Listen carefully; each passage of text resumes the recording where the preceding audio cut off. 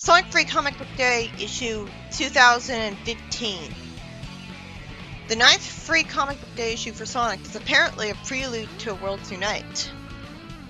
So the story starts out with Eggman chasing Sonic in Blue Coast Zone from Sonic Rivals. Well, it's an obscure Sonic game, so I'd rather that be referenced than a more commonplace one, but it's still lazier than having an original setting. Eggman has a bunch of robots going after Sonic, and he complains to him very generically, like it's a typical day. Wait a minute, this is the reboot universe, where Eggman's always sitting in a chair in the Death Egg, doing nothing. How out of character is it for him to be chasing Sonic himself? This isn't the game, it's Archie. He's always been sending other people after Sonic. Though I do prefer this over him sending annoying OCs after him that make me wonder why they want to work for Eggman. But it's never explained why Eggman decided just now to go after Sonic himself, when he even says that he's got a shattered world to rule over. Then how did he find the time?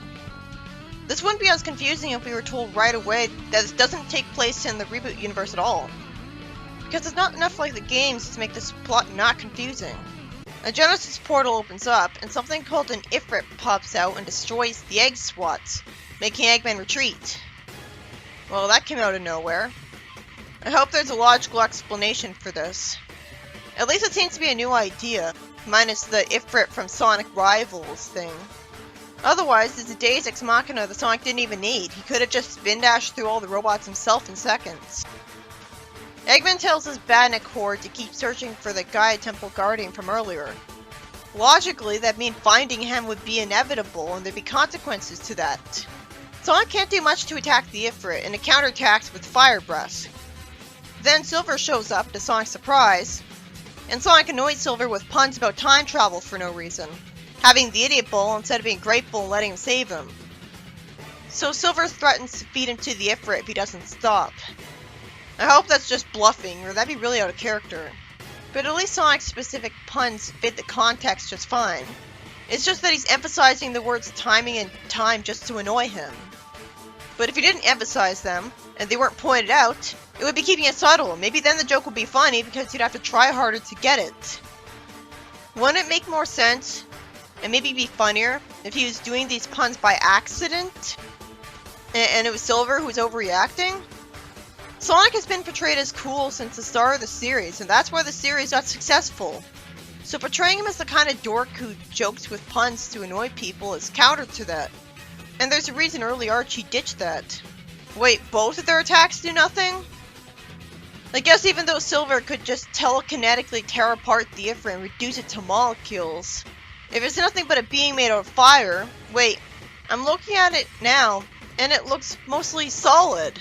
It's not completely made of fire like I imagined, like a fire version of plasma from STC. Why can't Silver just effortlessly tear it apart with his telekinesis? That's dumb. It's not even shown that he can tear it apart and then it just reforms back to his normal self because it's just a soul that's inhabiting a fire body. I assumed Silver would just immediately save Sonic, but apparently I made a mistake in thinking logic would prevail. They come up with a plan to lure the Ifrit back through the portal, as I'm thinking the entire time that Iblis was way better a name. Ifrit just sounds like a lame substitute for it. Well, I do like the idea the heroes happen to lure the bad guy back into the portal he came from. It's interesting, if convoluted. I don't see why it's invincible when you've got Silver here. It's not like it's a really tough robot. This concept wouldn't look silly with that then. Silver launches Sonic into the portal, luring the Ifrit back in, and then Sonic uses the Ifrit's head to bounce back into his own dimension. And Silver closes the portal himself. And yet he couldn't destroy Ifrit in seconds. I hope they realize that it's completely inevitable that the Ifrit will come back to bother them. In fact, why doesn't the person who created the portal to them, who must be their enemy already, just instantly open the portal again and send Ifrit back at them? Instead, after Silver helpfully catches Sonic when he's falling to the ground, Silver explains that he and Professor Vaughn from AOSDH discovered the Genesis portals, along with the events that led to their creation. I'm completely baffled that Professor Vaughn doesn't look exactly like he did in AOSDH. Again, that ruins the point of bringing him back. I'm impressed that he bothered keeping his green skin at this point, though, since he didn't do that for Breezy. But still, if he's gonna look that different, it's less like he's using the character again, and more like he's just lazily calling his OC the name of the character and basing him loosely off him because he knows it's an easy way to please the fans and skip out on making his own character. Well, as we saw with Breezy, that doesn't guarantee he'll write the character well even then, because he doesn't stick to writing the character how it was back then. Reboot Vaughn has the same German accent, but he doesn't have a lazy eye and looks like a completely serious person. That's the exact opposite of Vaughn. How could this be a love letter to AOSCH fans when the only reason they'd even know it was supposed to be him was if they happened to recognize his name, which is not the memorable thing about the AOSCH characters.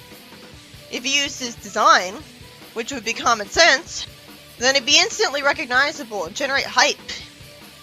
Well, he does laugh, but so what? Well, I would be annoyed if he did that gag from AOSCH where he forgot who he was and who Sonic was. It's kind of hard to make a character like that good. He says that from his perspective, the Super Genesis wave happened 200 years ago.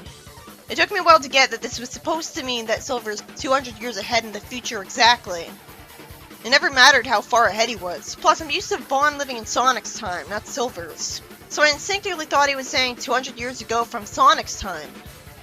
So using Vaughn here is just needlessly confusing. Well, I'd rather he be used than a bland OC. The portals had formed because of the reboot Super Genesis wave. Oh, well fuck logic then. I'd assumed that the portal was created by an evil scientist.